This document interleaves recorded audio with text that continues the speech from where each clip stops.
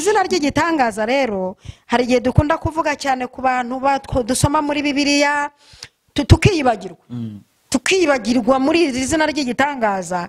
Nawe wazamo hari icyo wavuga ukumva ko iri zina ry'igitangaza ku buzima bwawe nanjye ndimo. Iri zina n'igitangaza ku buzima bwanjye. Jye mbyaye gatatu kandi narabwiwe n'umuntu ko ntazabyara niyo byagenda gute. Ati nta mwana uzambyara na dore ndakurahiye jewe nijye ubivuze ndi umurozi. Mfite abantu naroze ntibabyara nawe urimo ntabwo uzabyara. Ariko izina ry'igitangaza rihazerutse mbyaye gatatu. Mama Lionel abadukurikiye nkuko Imana ishimwe ko epfa hari ahantu bandika komanteri uzi ko umuroza kuroga akakuzinga ukazingama ukarinda ipfuta byayo. Uzi ko dufite abantu batazabyara barazinzwe ariko uwo mwana uzitwa igitangaza yakugera akakuzinga bati uzabyara. Abarozi bati ntuzabyara ariko akakubwira ko uzapfa utabyaye. Ariko bati ndabibonye uzapfa utabyaye ariko igitangaza hagera ukabyara.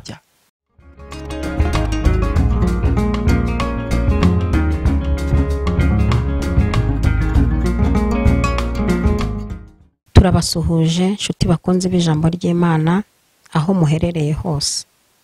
Dushimiye Imana yabarenze kugeza izi saha mugihumeka. Izina ry'Uwiteka nirihabwe icyubahiro.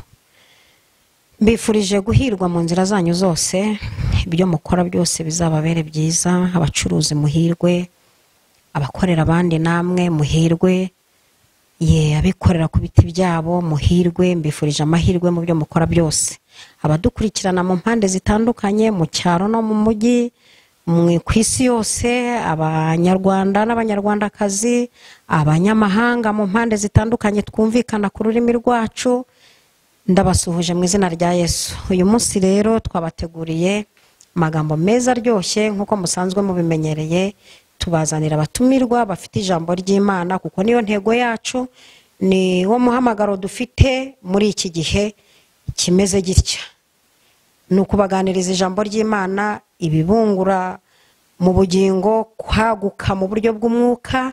Niyo misiyo twebwe dufite hano mu isi. Uyu munsi rero twabatumiriye wa mushyitsi mwansabye mukunda kumbwira ngo uzamugarure. Turagira ngo abibwire amazina ye. Ni umugabo Imana yatabaye imukuye kure, imuvanye mu biyobyabwenge, imuvanye mu barasita. Imana iramuhamagarira muzana, imuha umurimo wayo n'umukozi w'Imana, umuvugabutumwa uvuga ubutumwa mu buryo butandukanye ndetse no ku binyamakuru. Agira channel ye yitwa Karumeri TV. Imana imuha umugisha kandi namwe Imana ibahereza umugisha. Turakwakiriye hano kuri channel ya Mama Lionel. Turagira ngo wibwire abadukurikiye. Murakoze cyane. Amazina ni yayandi ntarahinduka ariko harabagiye kunkurikirana ari ubwa mbere. Nitwa Mukundamfura Reveriye, ndo umugabo ndubatse, mfite umudamu n'abana babiri. Nsengera muri paruwasi ya Kimisagara hariya ku mudugudu wa Kimisagara. Ni mu itorero rya ADPR. Bakunda kwita Mukove. Imana ibahe umugisha. Nawe Imana iguhe umugisha. Turakwishimiye. Ugiye mu kanya turagusengera, ugiye kuganiriza abantu badukurikirana. Iyi ni channel ikunzwe cyane, kurikiranwa n'abantu benshi kandi banyereka ko bankunze. Turi kumwe, bamwe bajya bampamagara, aba Mama Miriam Australia, ndabasuhuje na Miriam umukobwa nkunda cyane. Ndabasuhuje inshuti zikurikirana ziri muri Amerika. Abo bose nabagiye kugukurikirana bakaza gukurikirana mpaka. Turagira ngo rero dusenge Imana, tugusengere kandi dusengere abantu bagiye kuzumva aya magambo y'Imana. Reka dusenge. Mana nyiribihe, turagushimiye. Imana inyuranye ibihe bikagaragara bikanamenyekana. Iyo uhamagaye ibihe birakwitaba. Ujya uhamagara ibihe by'akazi, ubushomeri bukava mu nzira. Uhamagara imvura, izuba rikava mu nzira. Iyo bihamagaye biritaba. Hamagara ibihe byiza ku bantu badukurikiye. Hamagara ibihe byiza ku bantu badukurikirana. Ibihe byiza bize byime, ibihe bibi byimuke kuri bo. Dusengeye uyu mwanya tugezemo kwakira ijambo ryawe. Mitima y'abantu igiye kuryumva ihinduke kandi ihindukire. Tubisabye dushima mu izina rya Data twese Umwana n'Umwuka Wera. Amen. Amen. Murakoze. Imana ibahe umugisha. Amazina nivuze. Abadukurikiye ndabashoje kandi nanabashimira umwanya wabo baba batanze kugira ngo dusangire ijambo ry'Imana. Kuko ndabizi neza hari aba bagiye kudukurikirana bakigomwa bimwe na bimwe kugira ngo bakire ijambo ry'Imana, ariko mubwire wowe dukurikiye ko wahisemo icy'ingenzi kwakira ijambo ry'Imana. Uyu munsi rero turaganira ku magambo y'Imana ariko ashingiye ku kintu isi yari ikeneye, yari yarabuze ariko ikaza kukibona, nubwo kitakiriwe na bose, cyakiriwe na bakeya, ariko isi yari ifite ubukene. Imana ibona ko ifite ubukene, isi ifite ibibazo, iravuga ati ngiye kwemera ntange nigomwe iki ngitange kugira ngo isi ibone amahoro. Reka n'ubundi dusome mu gitabo cy'umuhanuzi Yesaya. Igitabo cy'umuhanuzi Yesaya igice ni icya 9, dusome ku murongo wa 5. Reka dusome ku bahageze cyangwa se wenda n'abasomere.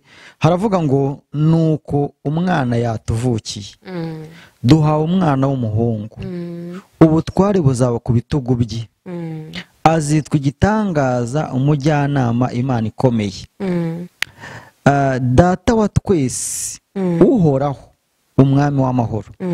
Gutegeka kwe n'amahoro bizagwira ku ntebe ya Dawidi n'ubwami bwe bitagira iherezo, kugira ngo bibukomeze bubishyigikize guca imanza zitabera no gukiranuka, uhereye none ukageza iteka ryose.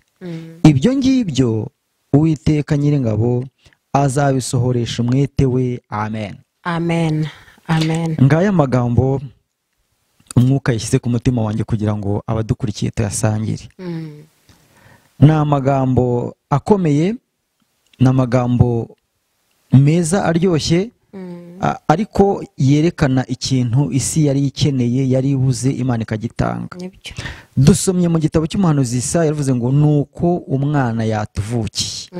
Isi muri rusange, yumvuze isi mbavuze abayituye, yari ikeneye kuvukirwamo n'umwana. Haleluya. Kuko mu gihe cyari cyabanje ko uyu mwana avuka, hari ikindi cyari cyabaye.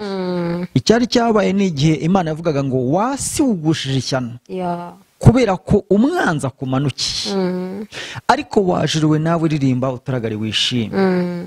Ariko nyuma biza guhinduka, Imana avuga ati noneho n'umwana navukire mu isi yari yagushije ishyano, mu isi y'umwijima, mu isi y'intambara, inzangano n'ibibazo bikomeye, ibyaha bikomeye, ariko reka havukiremo umwana.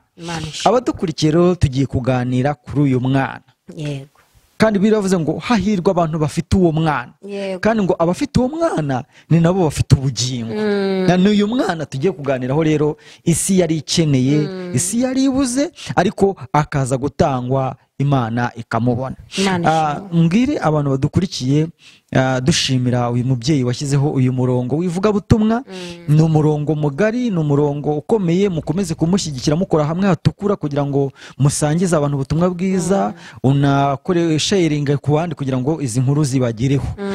Mama Lionel rero turi kumwe, birashoboka ko abadukurikiye batahita babona umwanya wo kudutelefona, nubwo nimero ziriho, cyangwa se hari naho wagiye usiga umwanya wo ko bashobora kwandika, ariko nagira ngo mbavugire mu ijwi rya bose kugira ngo nihaza kugira icyo wumva wababariza muri iri jambo ry'Imana, tuganire kugira ngo dusangire nabo babyungukiremo. Yego, ndababariza. Mu minsi yashize twakoranye ikiganiro, ngerageza kuguhata ibibazo. Uyu munsi ndabaza nanagufasha, uyu munsi ndakubaza ariko nanagufashe, kuko ndabona utangiye unshotora. Iyo utangiye kuvuga uyu mwana rero ni Yesu. Ni Yesu, abantu bataza kugira ngo ni umwana wundi, ni Yesu. Ariko ndagira ngo mbere uko winjira kuvuga kuri uyu Yesu, ndashaka utubwire gakeya kuri uyu muhanuzi wamuhanuye. Uyu muhanuzi wamuhanuye ndabizi ko ari umwe mu bahanuzi bakuru, witwa Yesaya. Ndashaka kubanza ukavuga no ku bahanuzi, kuko cyambere ndi umuhanuzi kazi. Mujye muvuga no ku bahanuzi, muhe n'agaciro abahanuzi, mujye mumenya abahanuzi, ariko atari bamwe baje ubu, kuko hari n'abaje ubu ngubu dufitiye ikibazo. Umuhanuzi arakenewe, cyangwa iki gihe yari akenewe? Reka abadukurikiye babyumve neza. Imana ikeneye ko mu isi habaho umuhanuzi. Yego. Uwo muhanuzi ni intumwa y'Imana igenda ibwira abantu ibiriho, ibizaba. ni ijwi ry'Imana mu bantu. yego Umuhanuzi w'Imana mu buzima bw'abantu uhereye kera n'ubu arakenewe, kuko Imana yajyaga ivuganira n'abantu mu kanwa k'abahanuzi, nako yavuze. yego Bati mu kanwa k'abahanuzi muzajya muhanyumvira. Nk'uko wari ubikomeje hose ibyo b'abahanuzi b'uyu munsi bagenda bagoreka ukuri kw'ijambo ry'Imana. Nibyo nshaka kukubaza, umuhanuzi wa kera yifataga ate, ubu yifata ate? Dushaka kuvuga ngo ubu yifata ate, wenda bose bakagira ngo tugiye kubavugaho. Ubu rwose hari abahanuzi b'abakozi b'Imana, yego, bahanura badakeneye indamu z'impano bari gukoresha, yego, badacuruza impano, bahanura badakoresheje amarangamutima, bahanura batatumwe n'abantu, kuko hari abahanura batumwe n'abantu, yego, bagahanura batumwe n'Imana. Abahanuzi ba kera hari ibintu nka 4 cyangwa 3 ndibuze kuvugaho. Icya mbere, baturushaga kwizera Imana. Baturushaga kwizera Imana mu byago, baba bari no mu nzu y'imbohe, bizeraga Imana ku rwego rwo hejuru. Nicyo kintu cya mbere baturusha. yego. Icya kabiri, ntibigeze na rimwe bagambirira kubyaza impano zabo umusaruro. Nibyo. Ngo bavuge ati impano nzayibyaza umusaruro, nzajya njya mu ngo z'abantu mbabwire ko ivuze, mbwira abanyamahanga ko ibagiriye nabi, bansunikira amadolari mbagire kanyarira. Nta muhanuzi n'umwe mu isezerano rya kera wigeze abwira umuntu ngo mpibi biguzi njye kugusengera. yego. Nabo bagerageje kuba bati mwafata ibiguzi mwaduhanuriye, bati mupfane ifeza yanyu. Impano y'Imana ntabwo igurwa amafaranga. Ikindi, bagiraga umwanya uhagije wo kwegera Imana. Umwanya munini bawumaraga bari kumwe n'Imana, basenga Imana, basoma imizingo, bumva icyo Imana ibabwiye. Ntabwo baharoga mu ngo z'aho ibiryo byahiye, z'amamodoka, ngwino ntware ndahangaha, zana inyoherereza amavuta, ngo amavuta ngo agarukira ngo mu biganza, ngo harahagarukira mu biganza n'amanuka akagera ku birenge, bavuze amafaranga menshi. Ntabwo ari uko bari bameze. Wenda reka ne kuvugaho byinshi cyane, kubera ko nubwo nabyo aba ari byiza, nuko hari abana baba batabyumva cyane.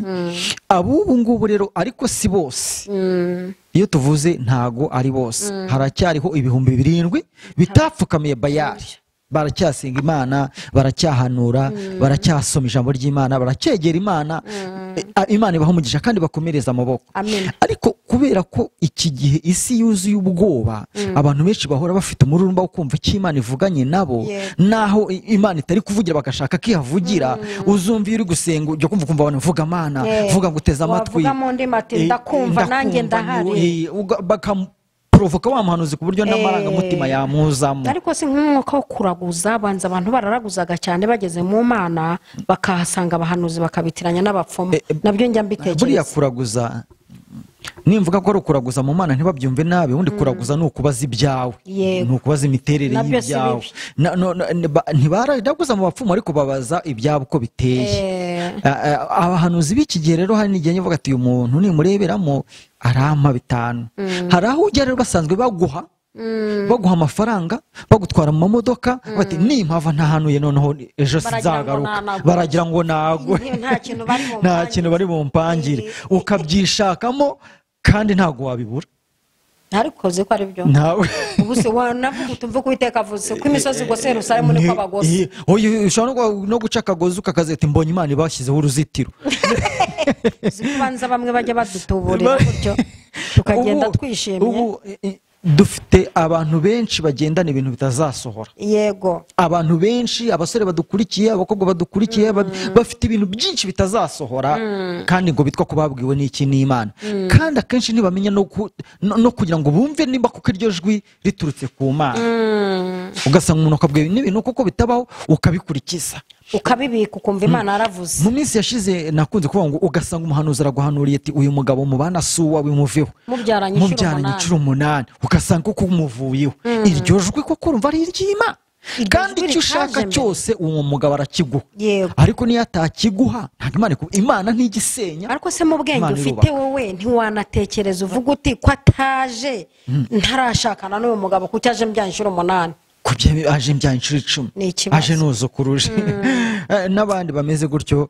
Nyemerera abahanuzi tube reka tubareke nagira ngo twumvikanishe ko umuhanuzi akenerwa, arakenewe. Nanjye hano iyo mpanuriye numva nibyo, ariko nyine nkabigenzuza ibihanurwa byose ntitubipinga, ahubwo tubigenzuze ijambo ry'Imana. Ko nawe hari ibyo baguhanurira. Umushize nigeze kujya ahantu ugasanga bahanuriye umukecuru washizemo amenyo, ngo ugiye gutura i Burayi, ngo ugiye gutura muri Amerika, ngo uzagura imodoka ntazi gutwara, amenyo yashizemo bakanamuhanurira ko azitwara, ngo azitwara. Uwo mukecuru imyaka 80 koko azajya gukorera definitive. Ni ikibazo. Mwahura rero mwana wanjye hari Imana yamvuzeho, yambwiye ko muri polisi nzakorera nkakuramo perime, tubwo ningera imbere ya polisi Imana izabakangara. Rimwe na rimwe akanajya akabona Imana ntibakanga, akagira ngo Imana irabeshya kandi itaravuze. Imana ntibeshya, ahubwo banza kukurebe ese imyaka mfite n'ubu buhanuzi, ese kuko ari ijuru ry'Imana. Sinzi gusoma, sinzakorera provisoire gute mfite imyaka 90.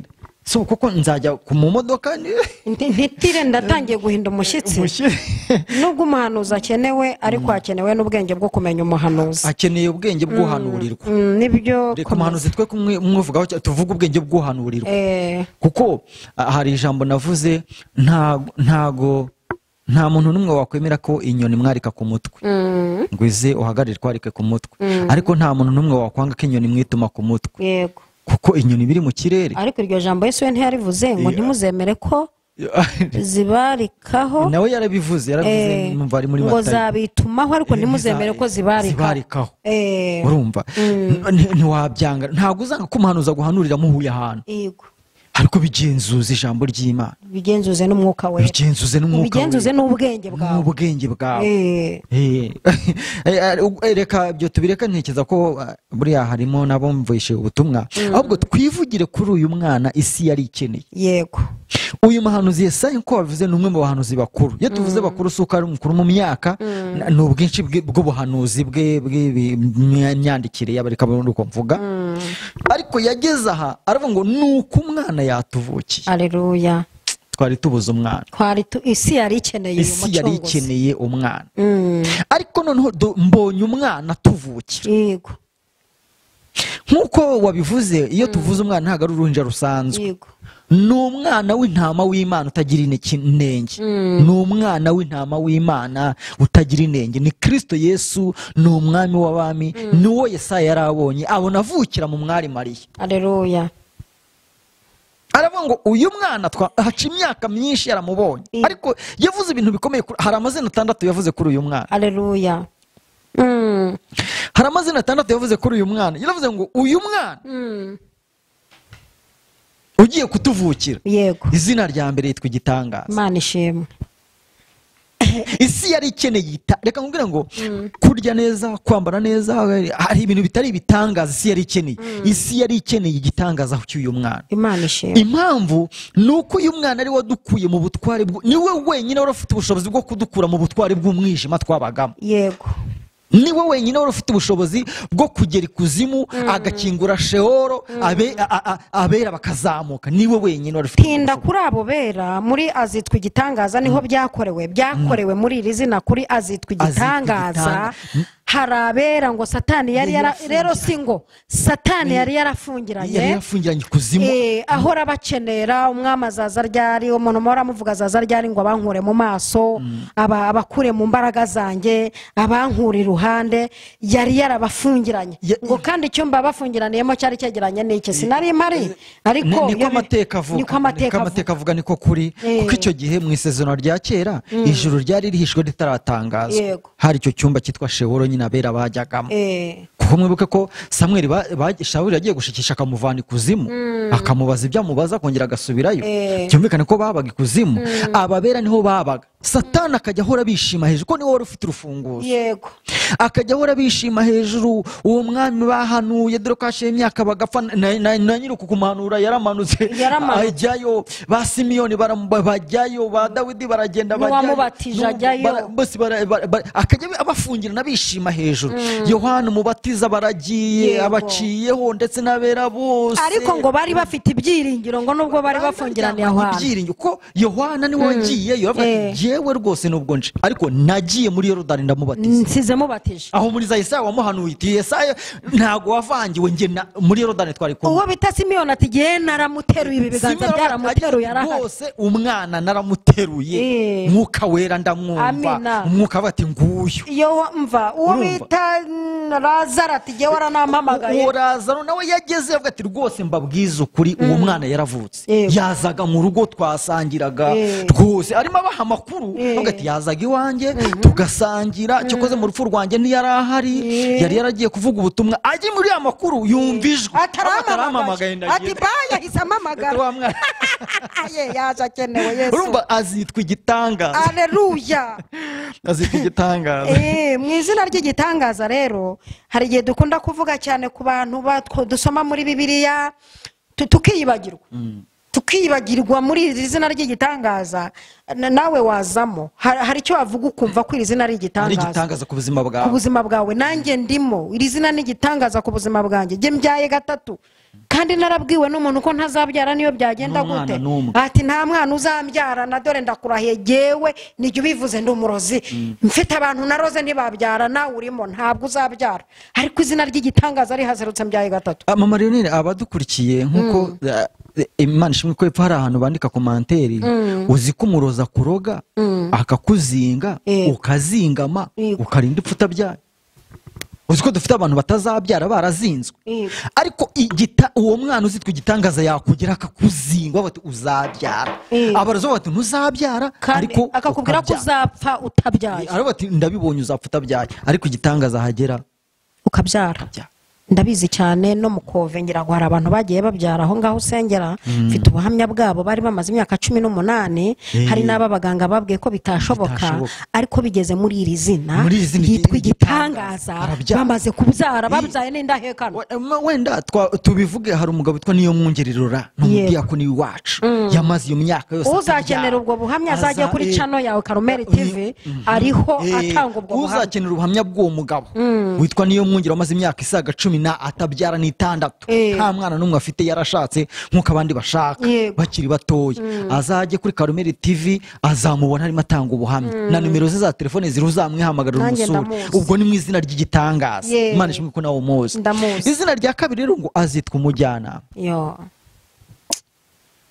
azitwa umujyana abantu benshi babufite abajyanama batari beza abajyanama babaroha ariko ngo azitwa umujyana niwe wakugira inama bigakunda niwe wakugira inama bigakunda mu mwaka w'ibihumbi 2009 tubikurije kuri izina ryitwa umujyanama Imana yigeze kunsanganira ambwira iti mwana wanjye reka nkugire inama uku kwezi kwa kabiri saa 12 zige zigera wageze wawe ndabyubahiriza saa 12 zageraga nageze wanjye naje guhishurirwa ko hari impanuka zanshakishaga nza guhishurirwa ko hari n'abantu banshakishaga mu buryo butari bwiza kubera ko nakubitanye n'umujyanama wangiriye inama azitwa umujyanama mbona urumva ngewe reka nanjye mvuge akantu kamwe navukiye mu muryango udakijijwe mvuka mbona barwana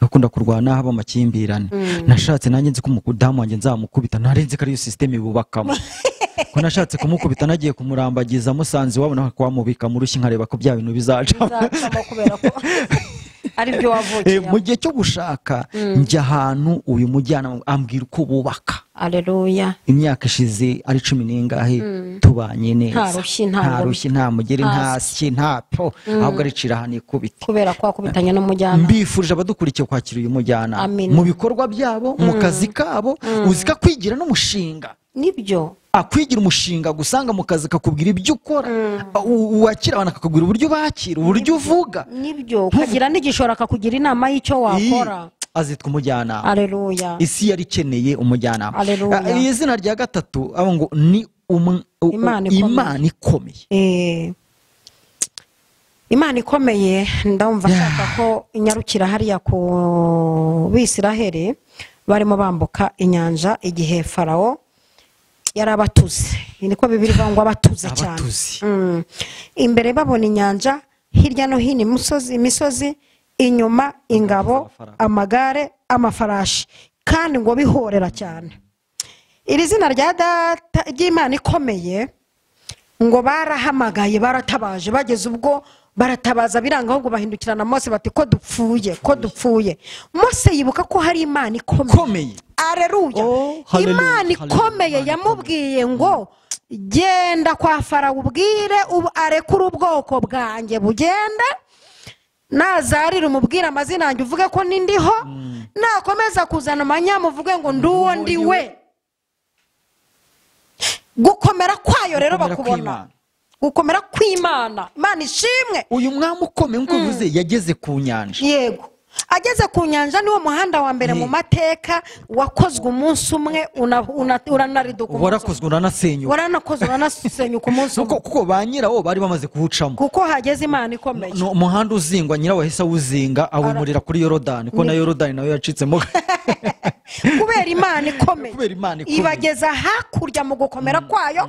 Ingabo za Farawo n'amagare n'amafarashi birarokera bishirira mu nyanja kuko hageze Imana ikomeye. Abadukurikiye mbifurije kwakira umwami. Iyi Imana ikomeye ningerera iwawe, Imana ikomeye nigere mu kazi kawe, Imana ikomeye nigera aho uvuka, Imana ikomeye nigera aho byanze, Imana ikomeye nihagera biremera. Imana ikomeye nize mu buzima bwawe, nize muri iyo ndwara kwa muganga bagusezereye, kwa muganga baragusezereye, wariyakiriye nk'uzapfa, ariko Imana ikomeye kurogore wowe warozwe. Imana ikomeye ikwinjiza aho iwanyu batakwinjije. Imana ikomeye iguhe gukomera. Imana ikomeye guhuze n'ibyayo wabuze. Ariko wabonye ko gukomera kw'Imana natwe igituvunguranyuriraho tugakomera. Yego ntukomera nkayo, ariko mu bumana bwayo urakomera. Mu bumana bwayo urakomera. Erega wivunika iyo uvuka ahantu hakomeye. Ni itegeko biriza. Iyo uvuka ahantu hakomeye ni itegeko biriza. N'umwana uvuka mu bakomeye. N'umwana uvuka mu bakomeye. Birizana rero. Nimba twarakira ntago twe twaba tworoheje kandi tuvuka ku muntu ukomeye. Iri rya kane yavuze ngo azitwa data wa twese. Imana ishimwe. Ni umubyeyi utarobanura. Ariko kuri data wa twese mbabarire singuciye mu ijambo, iki gihe abagore nta n'ijambo twagiraga, kandi n'abantu n'izi sara abagifite umwuka, hari abagifite umwuka. Mu minsi yashize barimo bantelefona bamwe bambwira ngo ariko ibyo bintu mwigize, bavuga ko ari nibyo twigize. Ni ibintu twagizwe, ntabyo ibi bintu tubyigize nta minsi byamara. Nibyo twagizwe, ngo ibyo bintu mwigize, ngo ubundi ngo mwigeze mubona Yesu ngo hari intumwa z'abagore yagiraga, ngo ntizari intumwa z'abagabo gusa. Batangira gukritika ko abagore mbega tudakwiye kugaragara, tudakwiye kuvuga. Magadalena ajya ku gituro ntiyari umugore. Si nawe wa mbere wakubitanye n'umwami Yesu, ahubwo abagabo batinya. Debora na Yayeli si abagore, si bo barangije Sisera akarangirana akibagirana, si abagore. Aha rero babanze bamenye ko ari data wa twese. Ni umubyeyi, ni data wa twese n'abagore twisangamo. Yabyaye ibitsina byombi, yabyaye abahungu n'abakobwa. Imana ishimwe. Kandi mwigira ikibazo yabyaye bashoboye kurera. Amina. Ni data wa twese. Naringiye kuvuga ngo abagore n'abakobwa aho bari barambura ibiganza baha Imana icyubahiro, ko kira ntibabarwaga, ariko kuri aho bari barambure bavuge bati bashima Imana wabinjije mu mubare. Na data wa twese ntitwabarwaga, iyo yatuburaga imitsima abagabo nibo baryaga, ngo intonga bazuzuza ngo abana n'abagore ngo mbega abana n'abagore bakabara abantu. Yahagije ngo abantu 5,000 ngo abana n'abagore batabariwemo. Ujya mu isezerano rya kera bakavuga ngo runaka ngo yarafite abana 3, ntibavuga b'abakobwa, bati runaka arafite abana 2, kandi ubwo n'abahungu abakobwa nka 5 ntibabavuze. Ariko uyu ni data wa twese. Irya gatanu ngo uhoraho. Imana ishimwe. Uyu mwana ahoraho, kandi ubwo ariho natwe turiho, ubwo ariho natwe tuzahoraho, ubwo ariho natwe tuzahorana nawe. Irya gatandatu yavuze ngo ni umwami w'amahoro. Dusoreze kuri iri zina rya gatandatu. Dusoreze ku mwami w'amahoro. Wampaye amahoro naringegera, nibisha imitwe, nibisha intwaro, nta mahoro mfite ntaseka.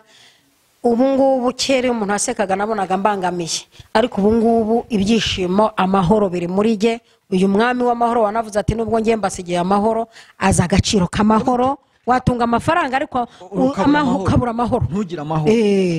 tubifurije kwakira umwami w'amahoro, tubifurije amahoro, bakagira amahoro mu ngo, nibyo, abana bakagira amahoro, nibyo, ku ishuri bakagira amahoro, nibyo, aho biga bakagira amahoro, nibyo, yaryama agasinzira kubera ko afite nibyo, iki amahoro. Ni umwami w'amahoro. Twari tuvuga kuvuga aya mazina 6 ariko reka tuvuge nyirayo, tuvuge nyirayo tuvuge nyirayo. Aya mazina ni wa mwana isi yari ikeneye, isi itagira amahoro yari ikeneye, isi itagira mujyanama yari ikeneye. None Yesaye arangije aramuhanura avuga ati twabonye umwana. Igihe cyaje kugera rero umukobwa bita Mariya cyangwa se Bikira Mariya aragendererwa, amutuma ngo ari na mwiza byahatari.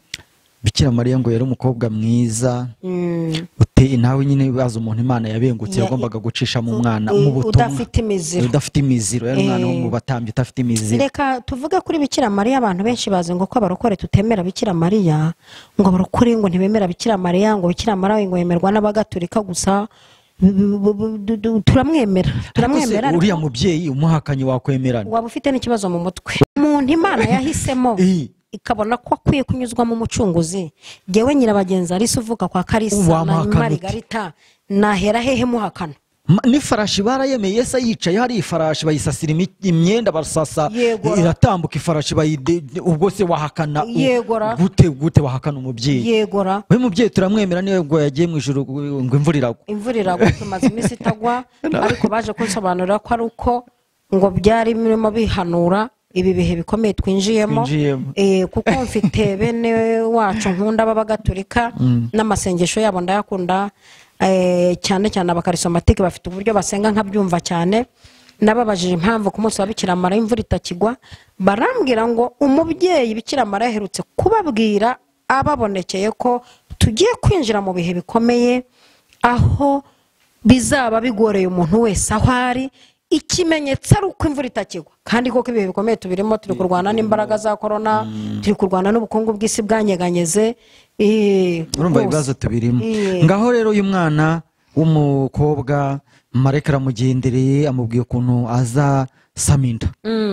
Umukobwa aravuga ati kuva navuka sindabonana n'umugabo, ndacyari isugi, ndacyaba mu rugo, n'umusore uri kundambagiza ntarantwara.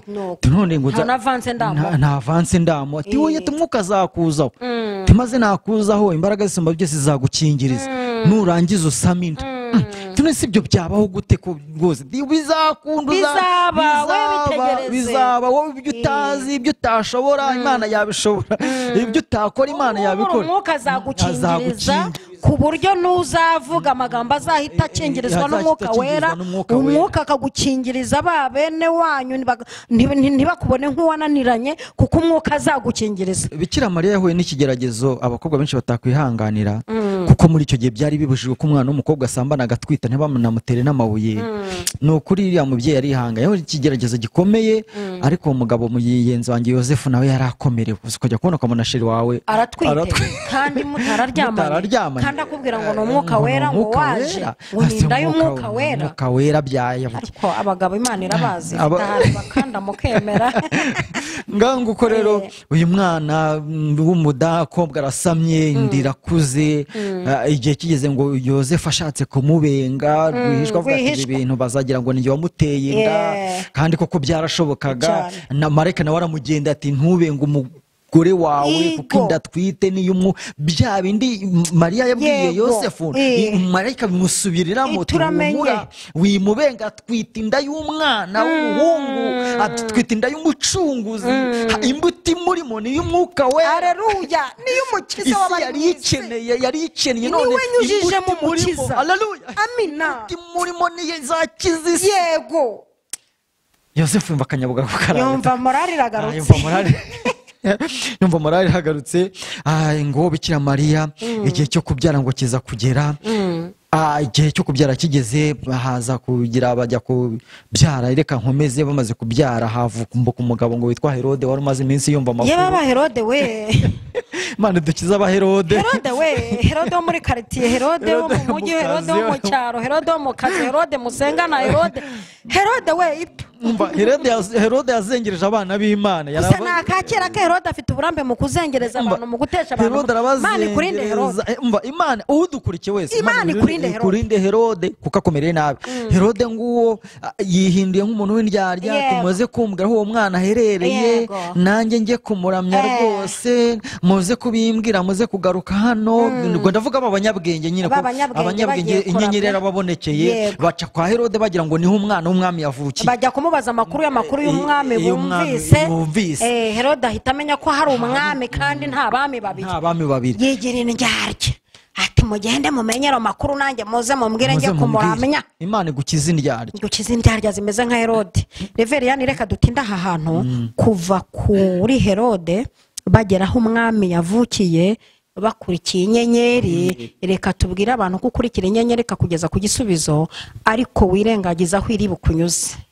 Kondiso ni ukuyikurikira kugeza ku gisubizo, ariko ahantu iri bukunyuze urahihanganira. Aha hantu hatinde biragoye mu by'ukuri ko, kandi reka tubavugire, inyenyeri biri mu kirere nta dodani, nta migunguzi, nta sekusi, ntaki. Wowe uri mu butaka, ica hejuru y'amazi, unyura mu mazi, ica hejuru y'umuriro, unyura mu muriro, uca mu mahwa, unyura mu mahwa, ntiwajya kuzenguruka gutya. Ariko Bibiliya iravuze ngo muzaca mu mazi hazabatemba, no mu muriro ibirimi byabo ntibizabafata. Nuko ngo rero kuri kinyenyeri wihanganira aho ikunyuza, ariko uzagera ku gisubizo ku cy'Imana yaguteganyirije. Bageraho ngo bamuha amaturo, ngo barangije baragaruka. Abashumbo abanyabwenge bagenda bamuramya, bajyanye izahabu, ishangi, ngo bagarutse ngo baburizwa n'umwuka mu nzira gusubira kwa Herode. Ariko mvuga ukuntu ibintu bikomeye, abanyabwenge bajyanye izahabu n'ishangi n'icyome, abashumba bajyana ibijumba n'imyumbati. Nese hari ibindi bintu abashumba bagira, ubundi abashumba mu bamushamo bashakamo ibiryo barabifite, ibiryo bifite kandi byose birakirwa. Ariko hari kandi kantu kabaye ku bashumba, Imana ni umukozi w'umuhanga.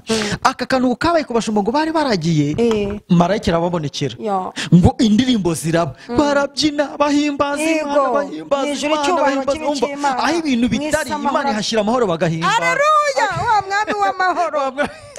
Ngo mwijuru icyubahiro kibe cy'Imana, mwise amahoro abe kuyishimira, barawukata, barabyina. Turashima Imana ko yatwoherereje umwami w'amahoro. Haleluya, twari dukeneye aya mubona ni amahoro. Haleluya, ntago ari imbaraga z'akawunga, n'imbaraga z'amahoro, z'umuceri. kumubona nkunda kwisekera ni amahoro, kumubona mfashwa ni amahoro, nta bindi ni amahoro, ntagashya ni amahoro. Nguwo rero umwana aravutse, nguwo baraho ngaho, nguwo Herode abonye b'abanyabwenge abababuze, aperereje igihe ngo umwana avuke, ngasanga hashize nk'imyaka ingahe, ategura kwica abana bose barapfuye, ngo kugira ngo wabigenderemo, umwami abigenderemo. Ariko reka nkubwire ngo nta kintu na kimwe umwanzi azakora ngo icy'Imana yakuvuzeho kizimirire muri bya bindi bizimira. Ntabwo Herode ntazakiburizamo, ahubwo ngo Imana yahise yohereza marayika ibwira Yosefu, muhungishe umwana. Gahunda ni uguhunga, hungisha umwana na nyina, umujyane muri Egiputa. Umwana yahungiye iwacu muri Afurika.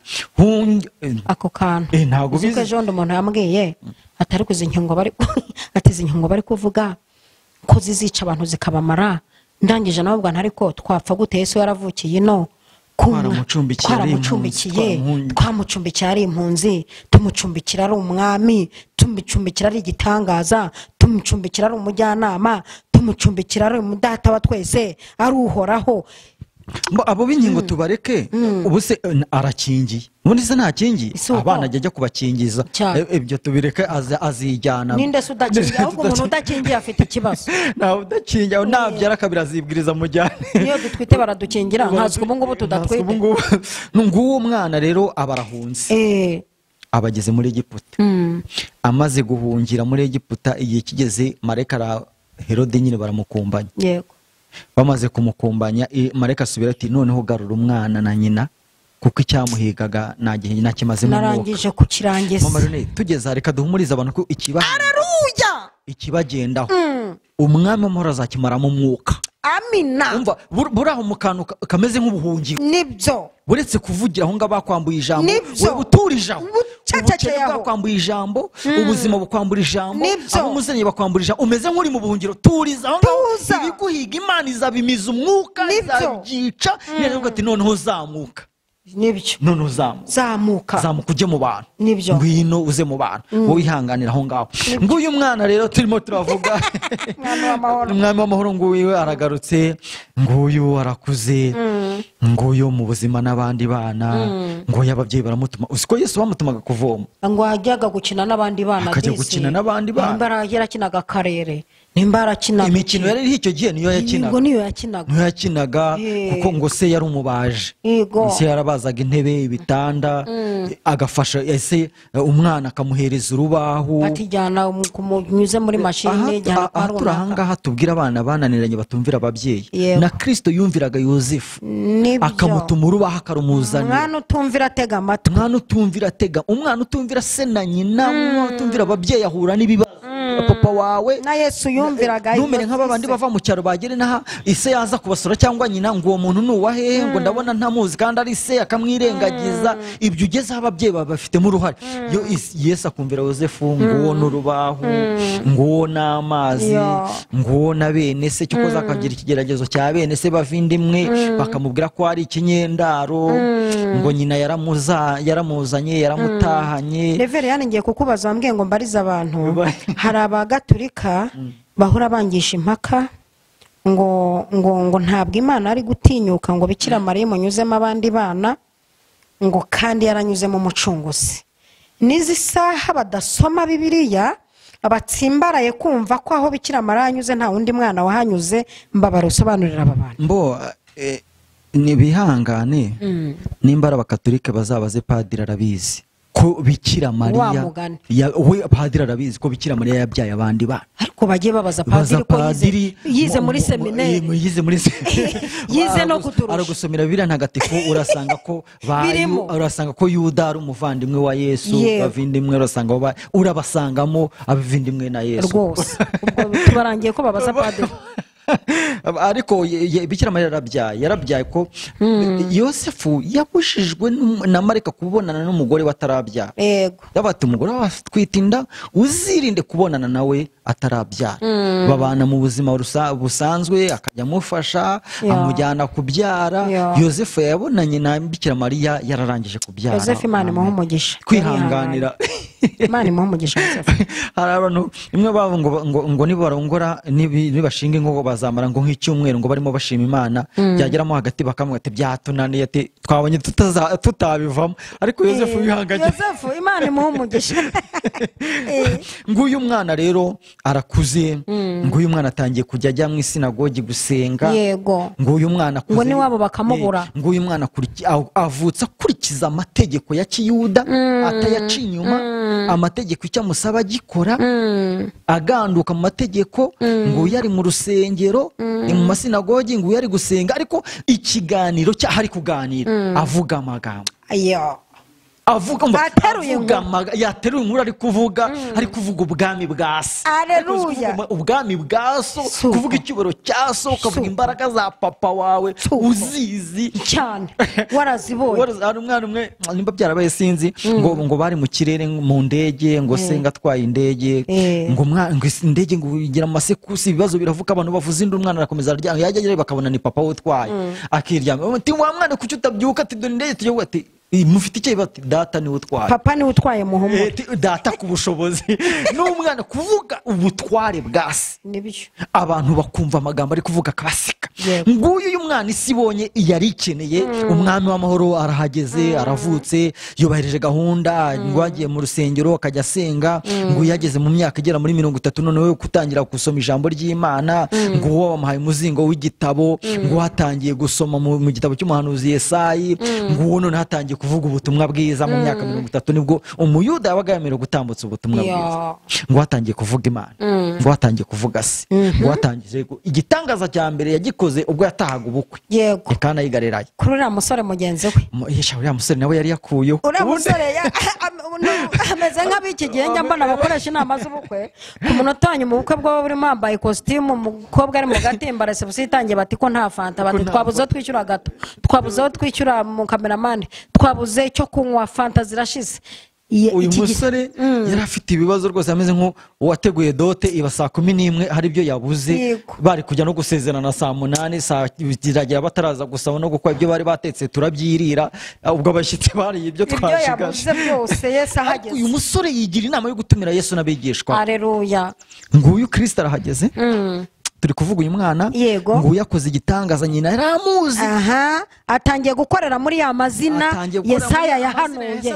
Haleluya. Igitangaza y'umujyanama y'Imana ikomeye. Haleluya. Yageze ko hadahubangana.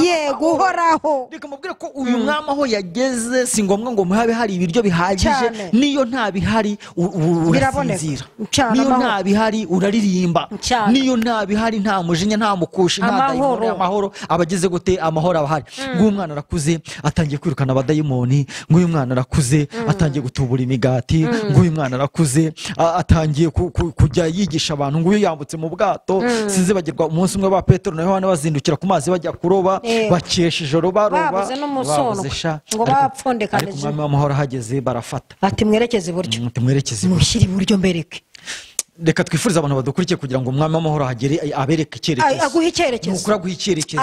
Imyaka umaze akira icyerekezo, warashakishije byaranze, warapfundikanije, gushinja ubunebwe nturibwo, akira icyerekezo, nturangara ahubwo icyerekezo cyari gikenewe ko akira icyerekezo. Haleluya.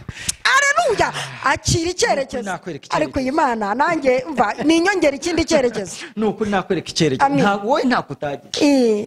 Iyo tubivuga mushobora gutekereza ko Petero na Yohana barabaswa mu kuroba, gukesha ijoro abantu b'abagabo bahagendeye isaha bari bazi ifi zipfira cyane, bari bazi inshundura cyangwa se imitego bakoresha amafi agafatwa cyane, bakesha ijoro. Amasaha yo kuroba barayarenze, ariko igitangaza hageze. Yageze mu buzima burahinduka.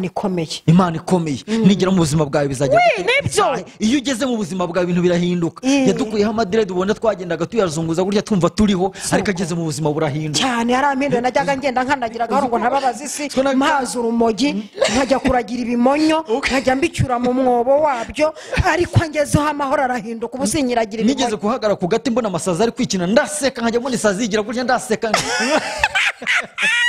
data twese arageje aduha amahoro. Wajyaga mu muhanda ukabona fuso ukumva uri witerure ko bataka nago. Haraho nageraga nkabona amazi mu muhanda, nkakunja imyenda, batese uriya mwana ari mu biki, bati buriya yacomye. Ariko data wa twese ahageze amekerekezo. Urashimira data wa twese waduhaye icyerekezo, tukaba tuvuyemo abagore n'abagabo bayihimbaza, bayivuga neza. Nguyu umwami w'amahoro arakuze, abonanye n'abigishwa bakajya bati rwose mu minsi ngahe uyu mubiri mubona uzasenyuka, ingando izasaza, akajya babwira bateguza. Nguyu sinzibagirwa umunsi umwe ngo yazamukanye na Petero na Yohana ku musozi, ngo Mose na Eliya barababonekera. Yego. Bamaze kubabonekera ngo bararabagirana. Petero yo Mose abona byakomeye, bati none ibi ni ibikira, azate mwami mfite ikibazo tinice tuduca ingando. Tuguma ntabwo sinasubirayo, ntabwo nsubira kure. Haleluya. Umwami w'amahoro rero igihe kiragera yiherana n'abigishwa be muri ya nzu, amanyuragura imitsima, ababwira ukuntu bigiye kugenda. Ubwo ni nk'aho yari ari kubasezeraho, avuga ati uyu ni umubiri wanjye ugiye kubatangirwa, aya ni amaraso yanjye agiye kumeneka ku bwanyu. Arangije ku munsi yavuzeho baza kumusanga nyine ba Roma, baramufata. Uyu mwami baramujyana ku musaraba. Iki gitangaza barakijyana, umwami w'amahoro baramutwara, bamutikuye amacuma, amaraso ye akabahumura amaso.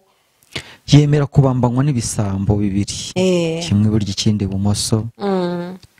Ariko ndashimira umwami w'amahoro, no mu mibabaro atanga ubugingo, no mu byago atanga ubugingo cyane. Arangije aratanga nk'uko yabivuze. Isi iratigita kuko yari igize ikibazo cy'umwami w'amahoro cy'umwana. Isi iratigita, haza ubwira kabiri.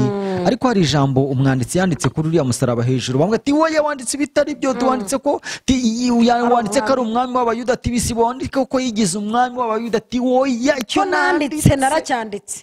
icyo nanditse cyanditse nicyo umwami w'abayuda nubwo mbese yarabuze ikintu akora ariko ni umwami w'abayuda ko bashatse no kumubohora biranga abantu barashika ati wowe yamubohora igisambo wenda kijya kitwiba kidutera amacumu ariko mu kibohore ngo uyu mwami rero aremeye arapfuye. Yego, utinde kumva ye, utinde ku minsi 3, utinde ku barinzi bayirenze, utinde ku bagore bamusuye, utinde ku kuzuka kwe. Aha rwose ninshaka mpfe. Uyu mwami w'amahoro arapfuye, bamuteje imva yo kumushyinguramo, ngo yo bamushyinguyemo, ababyeyi inyuma bajya kujyana y'ibihumura neza, bajya kujyana y'indabo n'ibiki byose, ababyeyi binjemo umwami w'amahoro baramubura.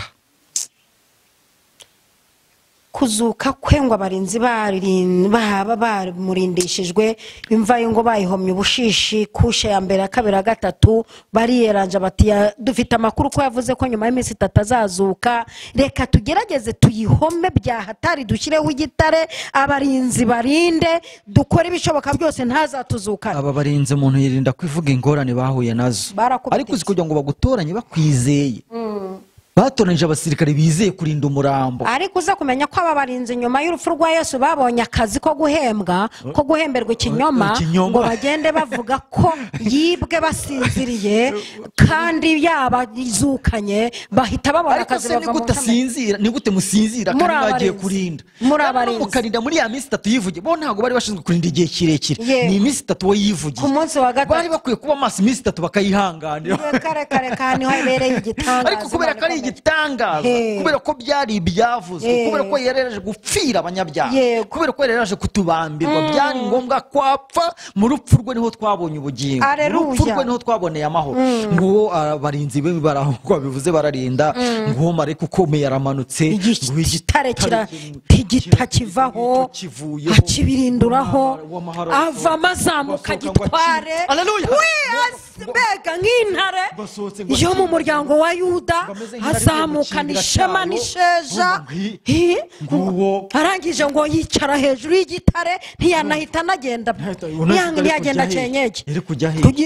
Numva ngo Mariya Magadalena agiyeyo mucyakare na Mariya wundi bajyanye ihumura neza, bifubita amasharupe bagenda baganira. Abagore b'intwari tuvuga bapfuye nk'abamari, nanjye nkaba ndi mu cyimbo cyabo, ngo bajyana ibihumura neza. Bahageze ababwira ijambo, mwebweho mwitinya. Iryo jambo mabarewe kuri mbora kurivuga, reka tuzavuga ikindi gihe. Yaramari bagore babandi ngo bapenga abagore, bati bagore mwebwe mwitinya. Umugore wese aho ari musabye kugura fanta, ahubwo bayigurire njyewe babwira ijambo. Abanshaka bamba Yesu azuka, abantu ya mbere avuganye nabo sabagore, mwebweho mwitinya. Hari cyatumye babwira ngo mwitinya, mwebwe nzi ko mushaka, uwo mushaka ndamuzi, icyo mushaka ndakizi, icyo mwamenye, mwitinya bitewe n'icyo mushaka. Cyo kozo mushaka ntari hano. Yego, nizo ntumwa za mbere zagiye, muhite mugenda. Wumvisha aho abavuga butumwa abagore bavumbutse, nubwo na mbere bari basanzwe bakora, ariko ngaho ho baherewe kuba abavuga butumwa. Haleluya! Ubwo rero mutere haleluya, mutega amatwi nge mbabwiriza. Ngaho ho abagore bavumbutse, none ngo bahita bajya kubwiriza intumwa ngo na Petero arimo. Yego, ibaze Petero arimo kubera ko yari afite ipfunwe ry'ibintu byabaye byo kumwihakana n'ibiki byose. Na Petero mumubwire ko Kristo yasohotse. Nguyu umwami w'amahoro. Ariko reka tuvuge icyari cyamujyanye ikuzimu. Misiyo yo mu isi yarayigejemo, yaratambikije ubutumwa bwiza, ariko hari n'indi misiyo y'ikuzimu yo kujya kubohora abera, yo kujya kuzamukana, kuko ngo yarabazamukanye ngo baboneke i Yerusalemu batembera, barimo bagenda nk'abamaze igihe barimo batembera, ngo abera baraboneka ngo muri Yerusalemu, ngo baratembera ngo bari kumwe n'umwami wabo. Tuzatambagira turi kumwe n'umwami cyane. Ariko noneho tugeza ku musozo, ngo Yesu yafashe imfunguzo, yambaye imfunguzo Satani afungurira abera, imfunguzo arazikomezanya arazijyana. Ubanza ariho umurembe yahera aririmba ngo ni Yesu ufite urufunguzo rw'ibizaba, Satani asigarira aho ngaho. Uduhumuriza abantu ko Satani adakinga ahubwo yegeka. Tuvuge ibijyanye n'urufunguzo, bashobora kugira ngo ni nk'izi mfunguzo zo muri serire. Iyo tuvuze ubufunguzo ni ubushobozi, ni ububasha. Yamwambuye ububasha ku buzima bwawe, yamwambuye ubushobozi ku buzima bwawe, yambuye ijambo Satani ku buzima bwawe, yambuye icyubahiro ku Satani ku mibereho. Humura, nta bushobozi, nta bubasha, nta kintu kigufiteho. Kristo yamwambuye ubushobozi. Nicyo ubona kikubangamiye, ndagira ngo usengere abantu. Nicyo ubona kikubangamiye umenye ko Kristo yacyambuye ubushobozi. Satani arahari arivuga nk'intare ko yambuye ubushobozi ku buzima bwawe. Nguwo Yesu aratambuye Yerusalemu, nguwo azamukanye n'abigishwa be, yaravuga ngo muzagume Yerusalemu, turimo tugana ku musozo, muzarindire. Nguwo bageze ku musozi wa Yerayono, nguwo n'abigishwa barahagaze, arimo arabaganiriza. Nguwo ngo igicu ngo arangije ngo arazamuka, nguwo ngo ageze hano ngo igicu kiramubakingirije. Baramutse ngo batangiye kuvuga ngo nagaruka turamubaza ukuntu yazamutse, ngo aragaruka ari bakomeza kureba, ngo bakireba ngo abamarayika batatu barababonekera, bavuga ati mwikomeza kureba Yesu Kristo kuko yazamutse, ngo ariko uko agiye, uko mubonye agiye niko azagaruka, kandi ubwo azamutse namwe azagaruka kubatwara. Mbwira abantu batwumva ko uko Kristo yazamutse niko natwe tuzazamuka. Yabwiye abigishwa ngo ndagiye kubategurira ahanyu kugira ngo handi ariko namwe muzagira gute, namwe muzaba. Turimo tugana ku musozo, twifurije abantu bose badukurikiye kwakira uyu mwana. Twifurije abantu bose badukurikiye bafite uyu mwana ko bamugumana. Abafite uyu mwana nibo bafite ubugingo buhoraho, kandi niwe nzira, niwe kuri, ntawe ujya kwa data Kristo atamujyanye. Imana ibahe umugisha abari badukuriye. Imana ibahe umugisha mwinshi cyane. Sengera aba bantu, usengere imitima imaze kumva iri jambo. Karibu. Reka dusenge. Imana, Mana mu izina rya Kristo, dusengeye umuntu wese aho aherereye hose, ibyo arimo byose, umaze gukurikira ijambo ryawe, akaba yumva ko twari dukeneye umwana cyangwa se umwami w'umucunguzi, akaba yaravukiye mu isi mbi y'umwijima ariko akaba umucyo muri iyo si y'umwijima. Dusengeye abatarakira Kristo nk'umwami n'umukiza, ibyo barimo byose, aho bari hose, abo bari bo bose, turabasengeye kugira ngo ubasange, ubiyereke. Kuko iyo wiyeretse umuntu, wiyeretse Pawulo ahindurirwa izina, umuntu wiyeretse ahindurirwa izina, kandi umuntu wiyeretse umuvana mu isi y'umwijima ukamushyira mu mucyo. Petero avuga ngo kera twari mu mwijima ariko turi mu mucyo w'itangaza. Sura abantu bawe rero, abandi bakwakiriye bakomeze. Ibibaca intege ni byinshi, ibibagusha ni byinshi, ibibagora ni byinshi, ariko biyereke kuko uri umwami w'amahoro. Icyo bonekera abafite ibibazo bitandukanye, iby'ubugumba, iby'uburwayi, iby'ubushomeri, indwara yoretse, iki cyorezo cyoretse isi, turabasenze kugira ngo wigaragaze nk'umwami w'amahoro. Turabasengeye kugira ngo babone kugira neza kwa Imana. Icyo bone kibi cyawe, ndagushimiye ko ibyo byose ubikorera kwiyubahisha. Dusenze dushima mu izina rya Data n'Umwana n'Umwuka wera. Amina. Amina. Imana ibahe umugisha.